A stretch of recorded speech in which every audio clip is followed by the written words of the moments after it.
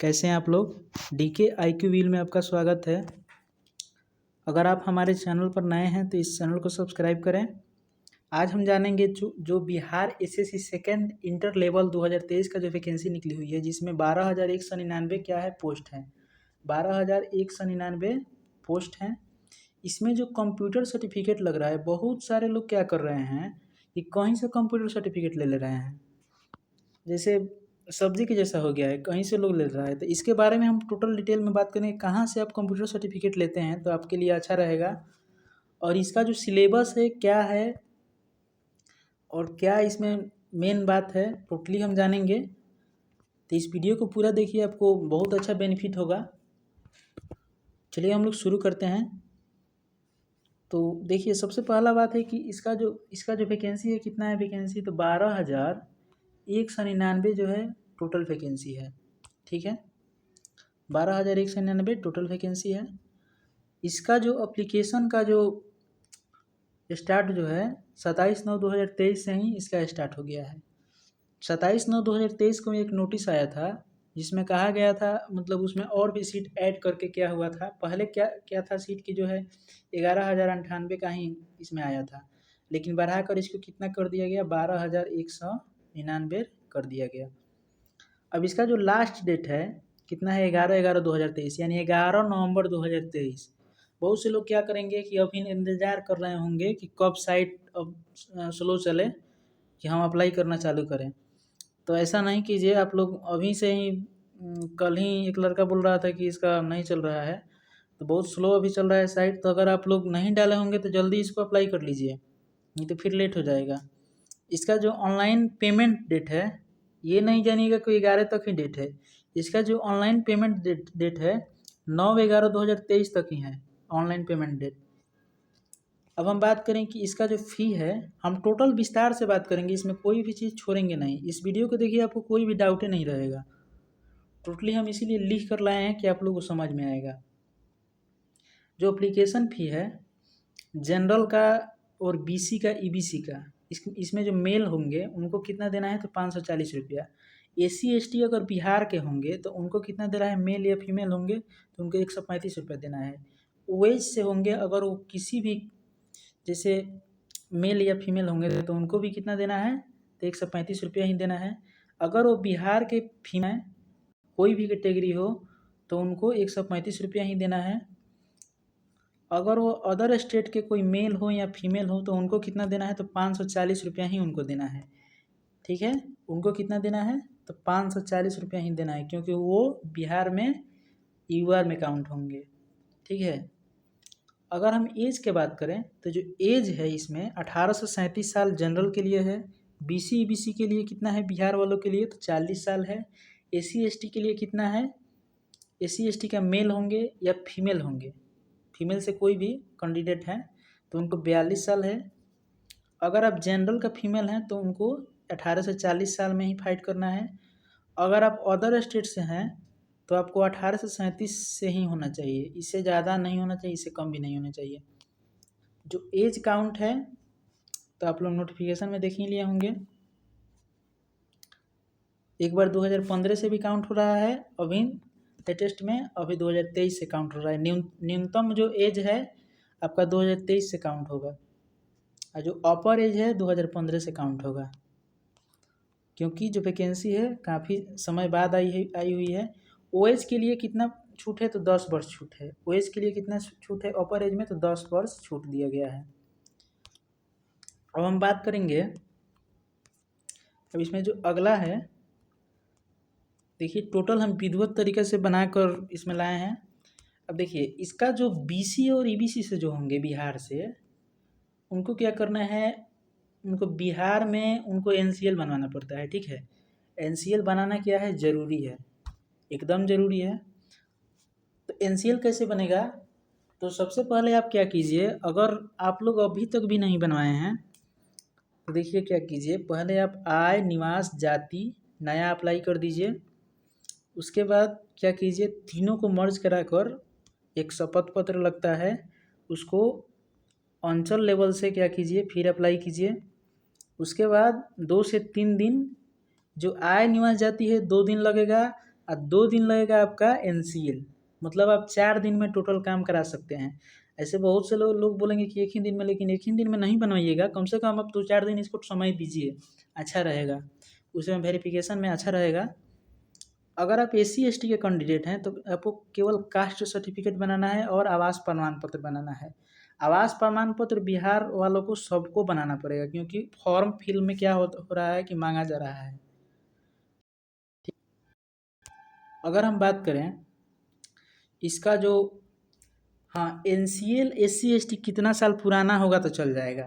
तो देखिए, जो NCL और SC/ST हैं तो उनको 1 साल से ज़्यादा पुराना, अगर आप BC EBC से आते हों, अगर आप NCL में हों तो आपको 1 साल से पुराना नहीं होना चाहिए, ठीक है। अगर आप SC/ST हैं तो 1 साल से पुराना भी होगा तो चल जाएगा, ऐसा बात नहीं कि नहीं चलेगा। आवास प्रमाण पत्र भी 1 साल से पुराना होगा तो चल जाएगा। अब हम बात कर लेते हैं इसका जो फ़ोटो है कैसे अप्लाई करना है। फ़ोटो में बहुत सारे लोग गड़बड़ करेंगे, हम जानते हैं।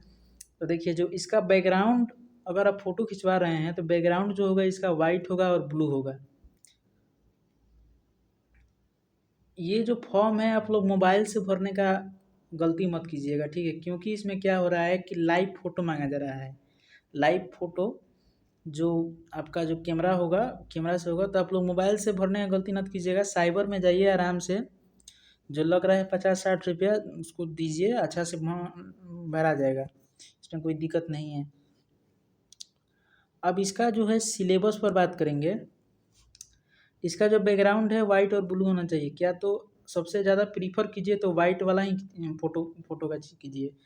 इसका जो साइज़ होना चाहिए 350 से 450 सेंटीमीटर के रेंज में होना चाहिए। इसमें लिखा गया है 3.5 सेंटीमीटर विड्थ होना चाहिए और 4.5 सेंटीमीटर क्या होना चाहिए, हाइट होना चाहिए। अब हम सिलेबस का बात करें तो जो सिलेबस है इसमें मैथ कितना पूछा जाता है, तो 25 पूछा जाता है मैथ।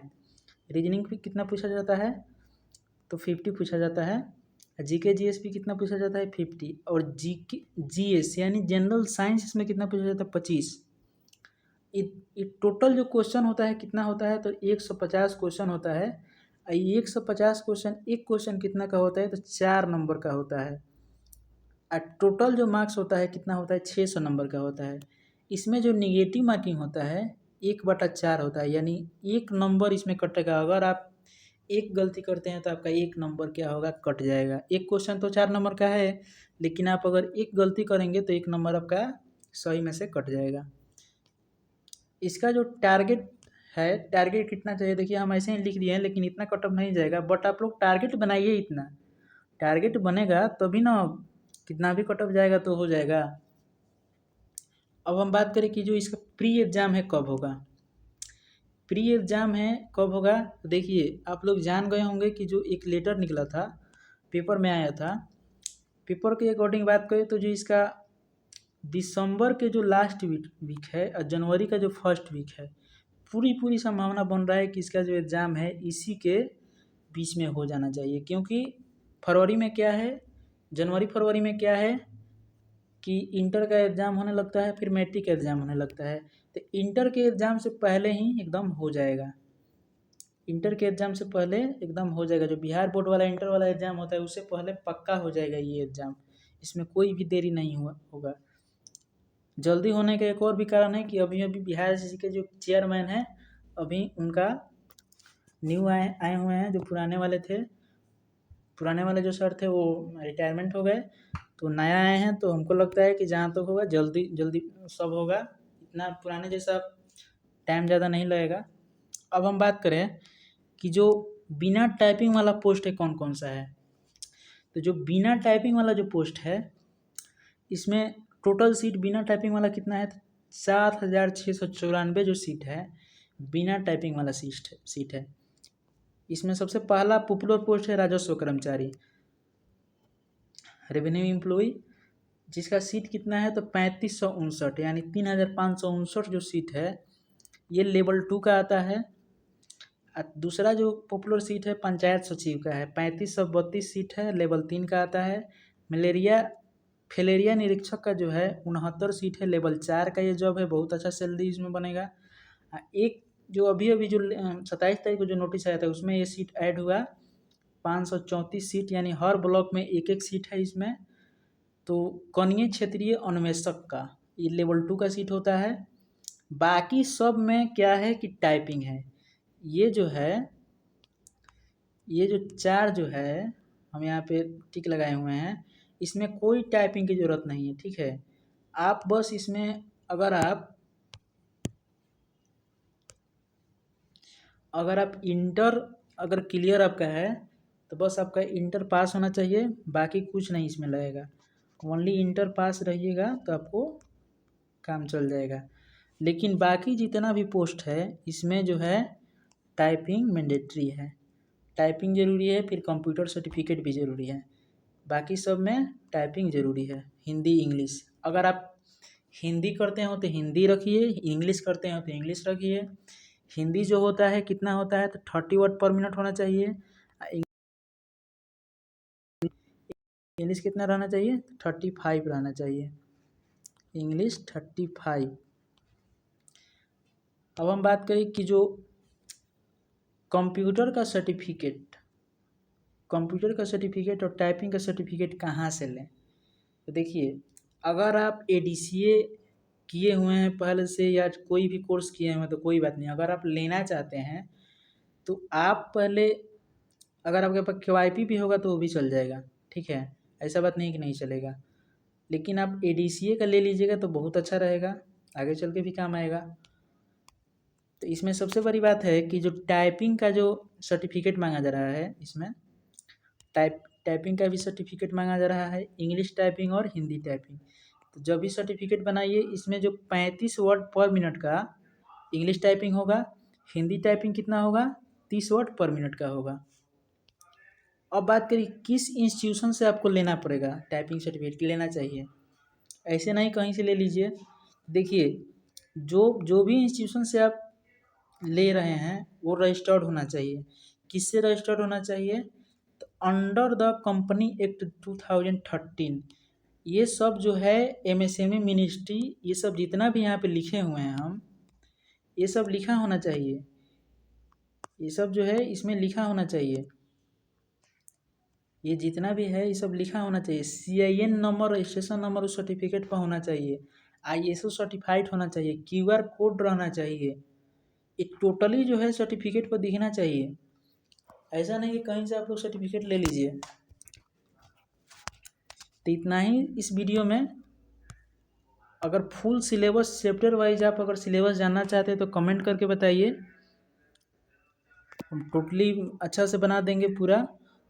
अगर आप हमारे चैनल पर नए हों, अगर वीडियो पसंद आए तो इस चैनल को सब्सक्राइब कीजिए, लाइक कीजिए, शेयर कीजिए। मिलते हैं फिर अगले वीडियो में। जय हिंद।